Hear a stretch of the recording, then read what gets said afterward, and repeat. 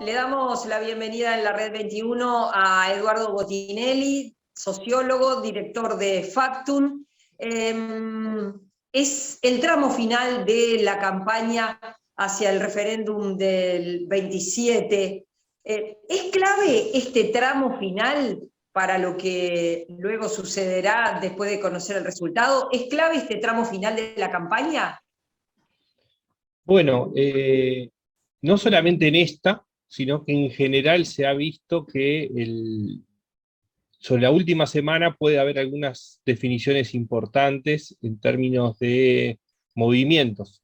A veces hay mucha estabilidad durante un tiempo y en la última semana terminan moviéndose. Sobre todo en este caso particular, que llegamos con un porcentaje muy importante entre personas dudosas, es decir, que en principio se vuelcan hacia una de las opciones, y personas, digamos, indecisas totalmente, ¿no? Entonces, habiendo ese factor que es totalmente decisivo en términos numéricos, es decir, para cualquiera de las dos opciones, tiene que afirmar a esas personas dudosas que en principio se vuelcan hacia su opción, y también tienen que recoger dentro de los indecisos, ¿no? Entonces, en ese sentido es clave. Y el otro elemento es los movimientos que se dan en esa última semana, no solamente de los indecisos, de los dudosos, y a veces también, aunque en mucho menor medida, se dan cambios de posición, sobre todo cuando tenemos elecciones con dos opciones, ¿no? Es decir, en un balotaje, en un referéndum o en un plebiscito en cuanto a apoyarlo o no. Entonces, cuando hay dos opciones, los movimientos además tienen efectos más importantes, porque que una persona se mueva de la opción de, por ejemplo, del sí al no, implica que le resta al sí y le suma al no, ¿no? Es decir, es el efecto doble, no solamente es que se mueve un punto, se mueve dos, porque le saca al otro, ¿no? Entonces, en ese sentido es muy importante este último tramo eh, para esas definiciones y visualizar, que no podemos anticiparlo, cuánto es ese movimiento que puede darse entre opciones. Ujú. ¿Es importante el número de indecisos que existe, bueno, en definitiva, a pocos días del domingo 27? Bueno, sí, yo diría, en términos de indecisos puros, es decir, personas que dicen no tengo ninguna preferencia, ni siquiera próxima, es un número razonable y habitual. ¿Mm? Lo que sí, la suma con los dudosos eh, aumenta en forma relevante con respecto a lo que fueron ediciones anteriores. Pero repasando los antecedentes, eh, en elecciones nacionales en general es más bajo el nivel de indecisos, en plebiscitos también, porque se hacen junto con las elecciones nacionales. Y en los referéndums suele haber más nivel de indecisos o de dudosos, ¿no? Entonces, digamos, gente sin definición firme, ¿no? Y esto, en este caso particular, tiene una explicación adicional, que es la dificultad, primero la falta de información, las dificultades que implican la propia ley de urgente consideración y los 135 artículos que se quieren anular, y por otro lado, el momento en que se realizan, al ser dentro del periodo interelectoral, genera mayor distancia, sobre todo con la población menos politizada. ¿Mm? Entonces, esos son factores que de alguna forma pueden estar incidiendo en una mayor cantidad de indecisos en este periodo. ¿Hay un perfil de indecisos? Yo diría hay dos perfiles. ¿Mm? Hay uno que es minoritario, de repente en torno a la cuarta parte total de los indecisos, que es gente que tiene un mayor nivel educativo, las clases medias, que le interesa la política, y por lo tanto lo que uno hipotetiza, digamos, a partir de esto es, bueno, está buscando información para decidir el voto, ¿sí? Por ese perfil. Y el otro perfil mayoritario de indecisos es el habitual indeciso, es decir, personas más jóvenes, eh, de menor nivel educativo, de las clases bajas y medias bajas, un poco más en el interior que en Montevideo más en las zonas periféricas que en el centro, y desinteresados de la política o con un interés neutro, digamos, o sea, bueno, que no le interesa directamente, no manifiesta interés en la política. Y que no está situado en ninguno de los extremos ideológicos, digamos, ¿no? O sea, tienden al centro, ¿no? Yo ahí siempre, digamos, hago la salvedad de que el centro en realidad son dos cosas. El centro es realmente gente que ideológicamente se ubica hacia un centro, pero también el centro representa a quienes no tienen posición ideológica, ¿no? Es decir, firme, y que tiene que ver con el desinterés en la política. Es un momento en el que no se puede cometer errores de un lado y del otro, porque se puede decir que nada está decidido hasta ahora.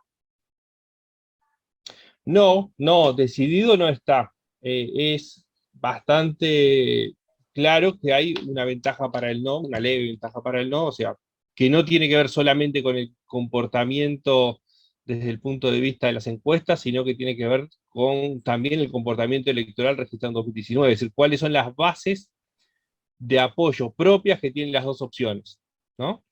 Y ahí, bueno, la gran duda es la base de apoyo del sí, es lo que votó en noviembre o lo que votó en octubre.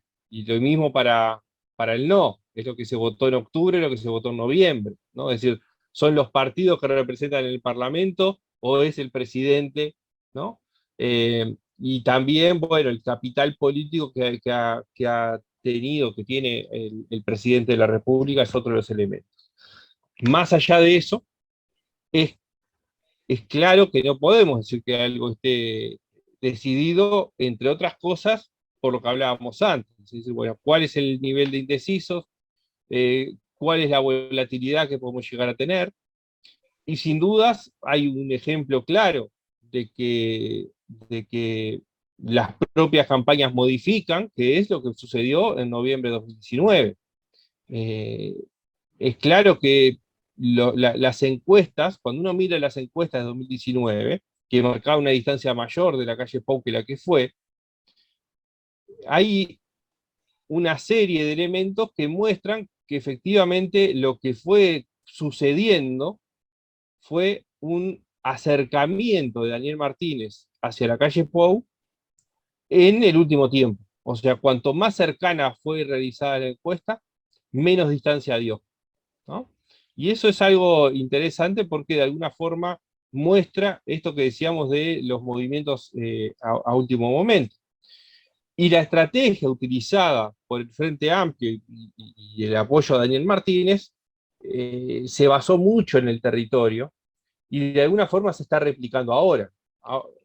Si tiene éxito o no, bueno, eso se verá recién el 27 de marzo, digamos, ¿no? Pero sí parece, por lo menos, tener ese antecedente que da la idea de que puede haber movimientos.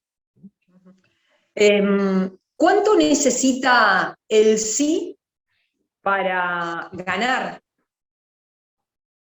Bueno, depende de la cantidad de votos anulados, ¿no? Si suponemos que los votos anulados se comportan en forma similar a lo que ha sido anteriormente, estamos hablando de entre 1.150.000 y 1.200.000 votos para el sí. Es decir, el sí para ganar necesita más votos que los que tuvo Daniel Martínez en noviembre de 2019. ¿No? De ahí la dificultad que aún partiendo del escenario más favorable para el sí, todavía necesita crecer más con respecto a eso, ¿no? Teniendo en cuenta, además, que no es, o sea, que lo que tiene es que superar a la suma de el no más en blanco. Se tiene que sacar más de la mitad de los votos válidos, ¿no? Quitando los votos anulados. Entonces, ese 1.200.000 es un tramo largo, digamos, porque para ver si lo graficamos de alguna forma, si nosotros tenemos círculos concéntricos, digamos, donde se pone más cerca o más lejos de el sí, en el sentido de un cerno del Frente Amplio y de los movimientos sociales. ¿No? A medida que nos vamos alejando de ese centro, se va ampliando la dificultad de acceder a esos distintos colectivos que hay en la sociedad. Entonces, recoger las firmas, más allá de lo instrumental, digo en términos de cantidades, era lo más fácil. No estoy diciendo que sea fácil, ¿no? Todo lo contrario, sin duda es una dificultad enorme poder juntar firmas porque no es la gente va a un lugar obligada a votar, sino que es ir a buscarla. Es una dificultad logística, de convencimiento enorme. Pero sí era apuntar a lo más cercano. Es decir, si nosotros tenemos más o menos 30-33% de personas que se consideran frente amplistas, bueno, ese es el volumen que se necesita de firmas. Claro, es muy, muy desafiante, pero es el paso más cercano, es decir, es hablar con los más cercanos. Para crecer de ahí es empezar a los que no se consideran frente amplistas, pero votaron al Frente Amplio o lo votarían. Es decir, bueno, están cerca, pero no son del núcleo duro. Y de ahí para adelante es, bueno, no votaron al Frente Amplio y votaron a Daniel Martínez, o están enojados con el gobierno por alguna cosa, aunque lo hayan votado. Es decir, ya empiezan matices que son más lejanos a la opción del sí, más lejanos en el sentido de pertenencias, de participación, de piel, de idioma. El voto en blanco acumula para el no. Sí, el voto en blanco se suma al no. De hecho, está establecido con esas palabras, se considerará voto por no en la propia ley. ¿Y el anulado? El anulado no se cuenta dentro de las barreras que se tienen que superar. O sea, en realidad, podemos mirar de dos formas lo mismo. El voto anulado se saca, no se cuenta. ¿Ah? De los que se cuentan, que son el sí, el no y el blanco, el sí tiene que tener más de la mitad de los votos. En definitiva, termina siendo que tiene que sacar más votos el sí que el no más en blanco para que la ley para que los 135 artículos se anulen. Si el no y más en blanco es más que el sí, la ley se mantiene firme. Eduardo, es evidente que los 135 artículos son muy diferentes. Y hay gente que de pronto dice, yo estoy de acuerdo con una cosa, pero no estoy de acuerdo con otra. Y ahí hay que poner en la balanza con qué posición te quedás para votar. Sí, sin duda es las dificultades más grandes que tiene este referéndum, es que tiene una variedad muy importante de temas, diversa entre sí, pero además no hay ninguno que pueda ser considerado lo que llamamos ancla temática, digamos, ¿no? Pongamos un ejemplo, que dentro de la LUC estuviera directamente la privatización de las empresas públicas.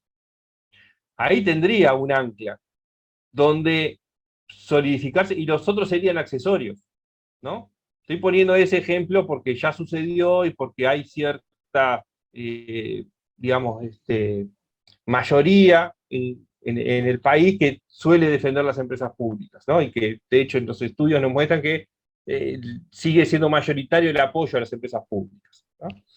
Entonces, si hubiese un elemento de ese tipo, la campaña y el peso podría estar en eso que moviliza a la gente. ¿Mm? Acá no hay.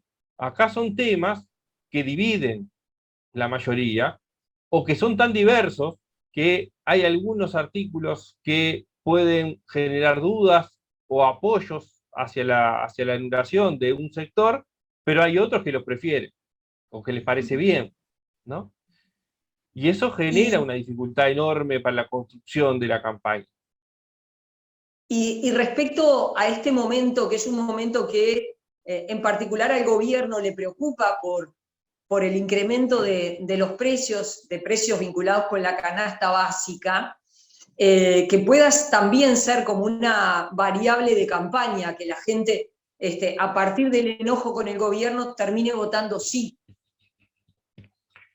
Sí, nosotros en algún momento, y de hecho el propio gobierno lo manejó, digamos, no públicamente, pero claramente por las reacciones había algún tipo de elemento de este tipo por detrás, que era el siguiente: cuando comenzó la recolección de firmas, cuando se planteaba la posibilidad de realizar el referéndum, se empezó a hablar del referéndum contra el gobierno, ¿no?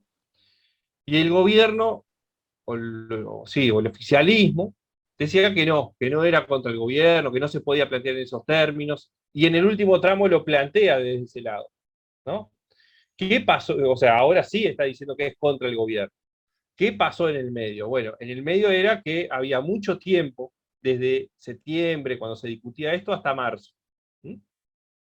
Por lo tanto, en el medio podían pasar muchas cosas. En ese momento el gobierno estaba bien evaluado, pero podría venir una ola de COVID como vino, pero podría haber sido peor desde el punto de vista sanitario, desde el punto de vista económico, podría haber sido peor la temporada, podría no haberse recuperado empleo, ese tipo de cuestiones que no estaban sólidas.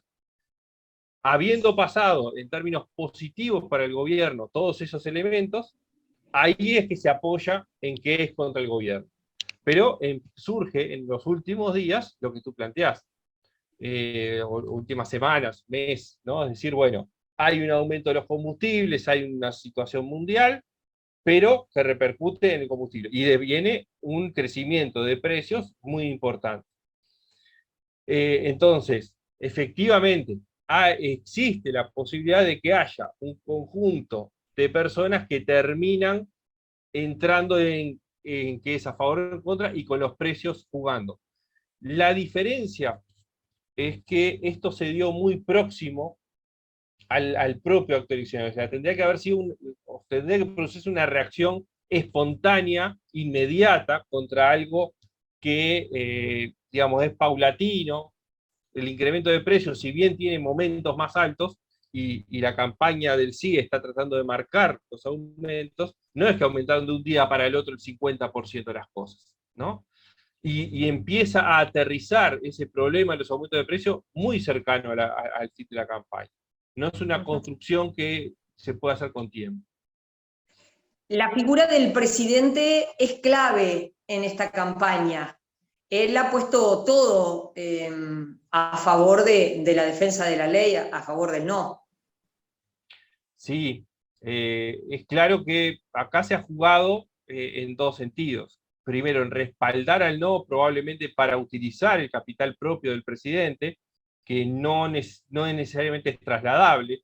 O sea, si bien hay una aprobación general a la mayoría de las políticas del gobierno, hay otras que están evaluadas negativamente, pero que él sostiene una imagen positiva. Entonces, busca trasladar esa imagen positiva en votos hacia el no. Y por otro lado, también, de alguna forma, capitalizar él mismo la posibilidad de un triunfo del no, ¿no? Es decir, las dos cosas. Él aporta su capital al no, buscando que el no gane, y al mismo tiempo buscando que si el no gane, el gran responsable y el gran ganador, digamos, termina siendo el propio presidente. También en una derrota implica que se le carga, ¿no? Es decir, que ahora jugó todas las cartas. Porque si no hubiese jugado de esta forma, en caso de una derrota, podía licuarse de alguna forma que hay otros actores, que es el gobierno, que es la coyuntura. En este caso, él pone todo. Si gana, sale muy bien. Si pierde, va a tener dificultades. Gracias por la entrevista. Por favor, muchas gracias a ti.